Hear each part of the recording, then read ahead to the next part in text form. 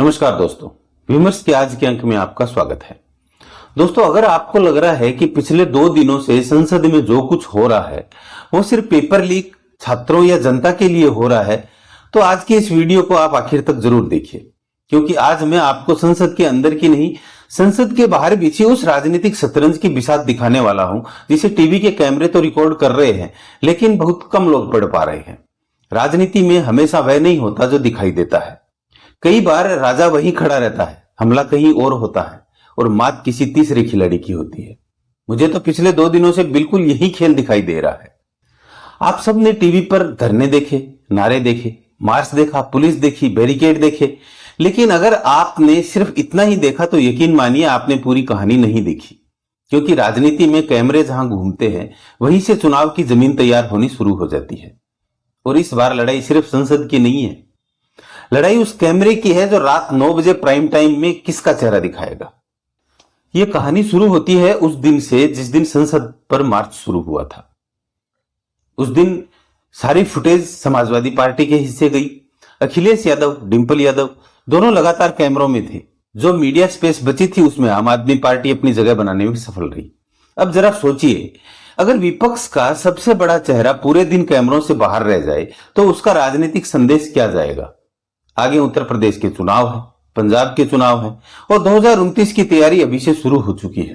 ऐसे समय में कोई भी बड़ा नेता यह जोखिम नहीं ले सकता कि पूरा मीडिया किसी और के इर्द गिर्द घूमता रहे और उसके हिस्से सिर्फ बयानबाजी बचे। यहीं से अगली चाल चली गई। धरना भी करना था, विरोध भी करना था, लेकिन विरोध ऐसा होना चाहिए था जिससे कैमरे सिर्फ एक दिशा में घूम जाए। यही वजह है कि प्रधानमंत्री आवास की ओर मार्च पूरे दिन की सबसे बड़ी खबर बन गया। अब यहां एक बात समझिए, शतरंज में अगर आपका विरोधी घोड़े से हमला कर रहा है तो जरूरी नहीं कि आप भी घोड़ा ही चले। कई बार आप सीधा वजीर निकाल देते हैं ताकि पूरी बिसात का ध्यान उसी तरफ चला जाए। तो यही चाल यहां पर दिखाई दी। आज का प्राइम टाइम लगभग पूरी तरह उसी तस्वीर के इर्द गिर्द घूमता रहा।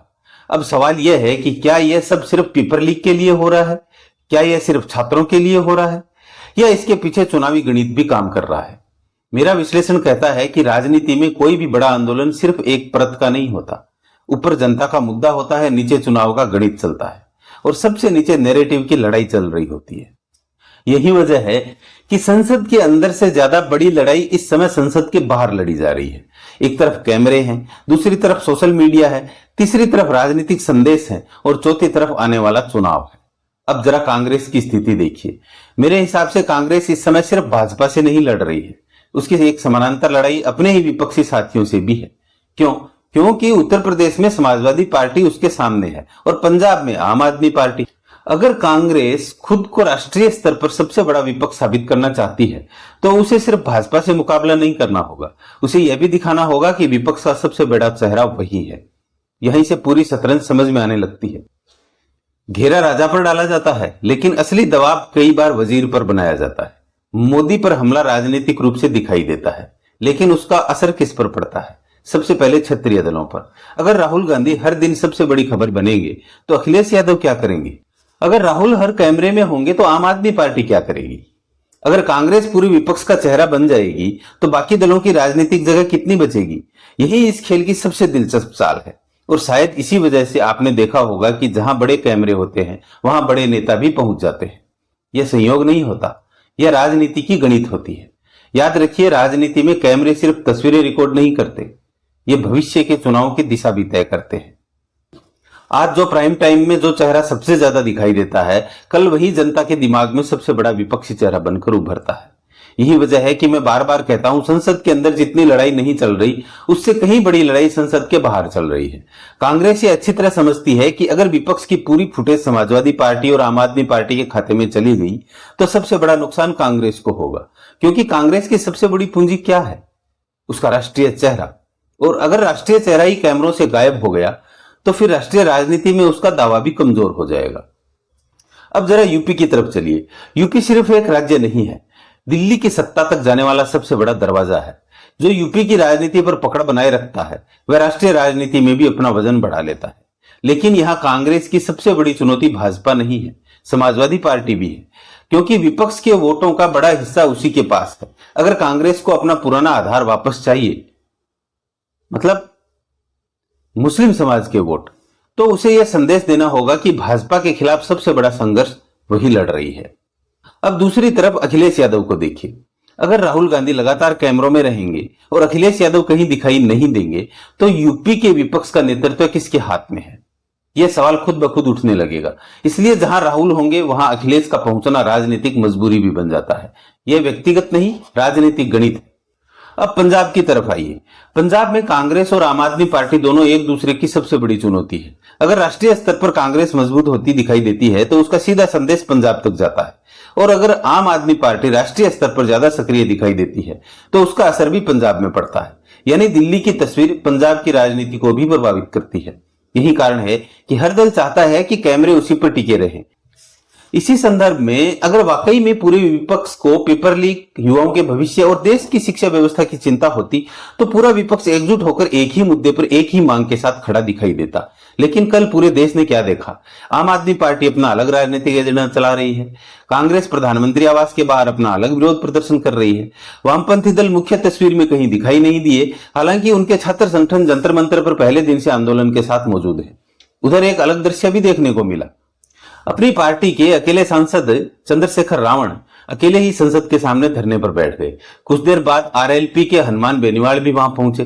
दोनों ने अपने अपने सोशल मीडिया पर वीडियो डाले, लेकिन राष्ट्रीय मीडिया की मुख्य फुटेज में उनका जिक्र लगभग नहीं के बराबर था। इसमें मेरी नजर में इससे एक बात साफ दिखाई देती है, सरकार के खिलाफ चल रहे इस विरोध को हर राजनीतिक दल अपने अपने तरीके से इस्तेमाल करने की कोशिश कर रहा है।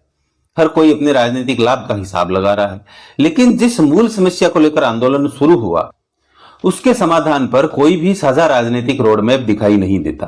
मुद्दा शिक्षा व्यवस्था का है, मुद्दा परीक्षा प्रणाली का है, मुद्दा पेपर लीक का है, मुद्दा उन छात्रों का है जिनका भविष्य दांव पर लगा है। लेकिन संसद के बाहर अलग अलग दल अलग अलग नैरेटिव चला रहे हैं। अगर आप उनके बयान सुनेंगे तो भाषा अलग होगी, राजनीतिक संदेश अलग होगा, लेकिन एक समानता जरूर मिलेगी। लगभग सभी का निशाना प्रधानमंत्री नरेंद्र मोदी और केंद्र सरकार है। लेकिन समाधान क्या है, उस पर बहुत कम चर्चा दिखाई देती है। ज्यादातर मांग एक ही सुनाई देती है, शिक्षा मंत्री धर्मेंद्र प्रधान का इस्तीफा। अब यहां राजनीति और समाधान के बीच का अंतर समझिए। किसी मंत्री का इस्तीफा मांगना एक राजनीतिक मांग हो सकती है, लेकिन उससे अपने आप पेपर लीक की समस्या खत्म नहीं हो जाती। व्यवस्था में सुधार, जांच, जवाबदेही और कानून, ये अलग सवाल है। इसी संदर्भ में केंद्रीय मंत्री जितेंद्र सिंह ने सार्वजनिक रूप से दावा किया कि वे राहुल गांधी से बातचीत करने गए थे। उनके अनुसार उन्होंने सरकार की ओर से संसद में इस मुद्दे पर चर्चा की इच्छा जताई, लेकिन बातचीत किसी सहमति तक नहीं पहुंच सकी और कांग्रेस ने अपना विरोध जारी रखा। दूसरी ओर कांग्रेस ने इस घटनाक्रम को अलग नजरिए से पेश किया। यही वजह है कि मेरे विश्लेषण में इस पूरे घटनाक्रम में राजनीतिक नैरेटिव, मीडिया स्पेस और चुनावी संदेश तीनों एक साथ काम करते दिखाई देते हैं। यही कारण है कि मैं बार बार कहता हूं, यह लड़ाई सिर्फ संसद के भीतर नहीं है, यह लड़ाई नैरेटिव की भी है। और जब संसद लगातार बाधित होती है तो जनता के मन में यह सवाल उठता स्वाभाविक है कि जिन मुद्दों पर चर्चा और समाधान की उम्मीद थी उन पर ठोस बहस कब होगी। एक और बात समझिए, शतरंज में सबसे खतरनाक चाल वह नहीं होती जो दिखाई देती है, सबसे खतरनाक चाल वह होती है जिसे आपका प्रतिद्वंदी देर से समझता है। मेरे हिसाब से इस समय विपक्ष के भीतर भी वही वैसी ही शतरंज चल रही है। ऊपर से सब एकजुट दिखाई देते हैं, लेकिन नीचे हर दल अपनी अपनी राजनीतिक जमीन नाप रहा है। कौन आगे निकलेगा, कौन पीछे रह जाएगा, किसके हिस्से कितना फुटेज आएगी, किसका बयान हेडलाइन बनेगा, यह सब राजनीति का हिस्सा है। याद रखिए, चुनाव सिर्फ मतदान वाले दिन नहीं जीते जाते, चुनाव महीनों पहले नैरेटिव में जीते जाते हैं, और नैरेटिव वहां बनता है जहां कैमरे सबसे ज्यादा देर तक रुकते हैं।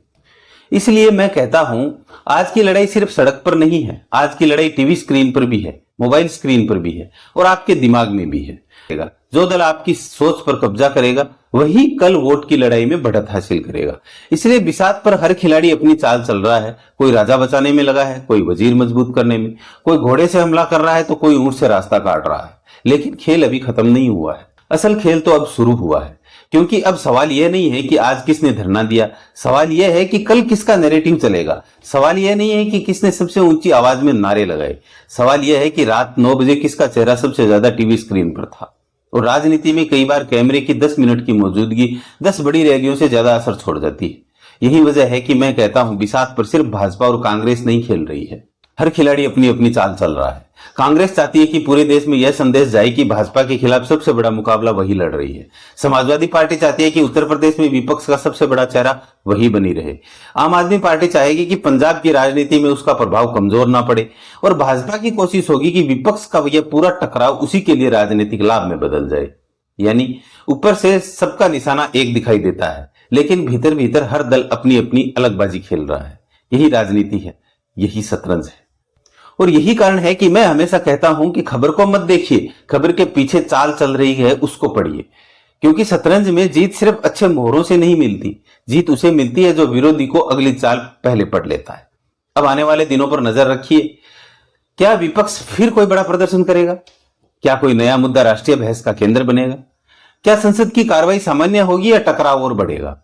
इन सवालों के जवाब आने वाला समय देगा। लेकिन एक बात तय है, 2027 के उत्तर प्रदेश चुनाव, पंजाब की राजनीति और 2029 की राष्ट्रीय राजनीति, इन सब की बुनियाद आज से ही रखी जा रही है। इसलिए हर तस्वीर को सिर्फ तस्वीर मत समझिए, हर बयान को सिर्फ बयान मत समझिए, हर धरने को सिर्फ धरना मत समझिए। क्योंकि राजनीति में हर कदम एक तात्कालिक उद्देश्य होता है और एक दीर्घकालिक संदेश भी। और हो सकता है मेरे इस विश्लेषण से आप सहमत हो सकता है बिल्कुल असहमत हो, लेकिन राजनीति को समझने का सबसे अच्छा तरीका यही है कि सिर्फ घटना नहीं, उसके पीछे की रणनीति भी देखी जाए। फिलहाल बिसात बीत चुकी है, मोहरे अपनी अपनी जगह ले चुके हैं, पहली, दूसरी और तीसरी चाल भी चल दी गई है। अब देखना सिर्फ इतना है कि सह किसे मिलती है और मात किसे। अगर आपको भी राजनीति की ऐसी ही शतरंज समझनी है, तो जहां खबर नहीं, खबर के पीछे की खबर दिखाई जाती है, तो वीडियो को शेयर कीजिए, अपनी राय कमेंट में लिखिए और जुड़े रहिए। क्योंकि बिसात अभी सजी है, अभी कई चालें बाकी हैं। मिलते हैं अगले विश्लेषण में, तब तक के लिए नमस्कार।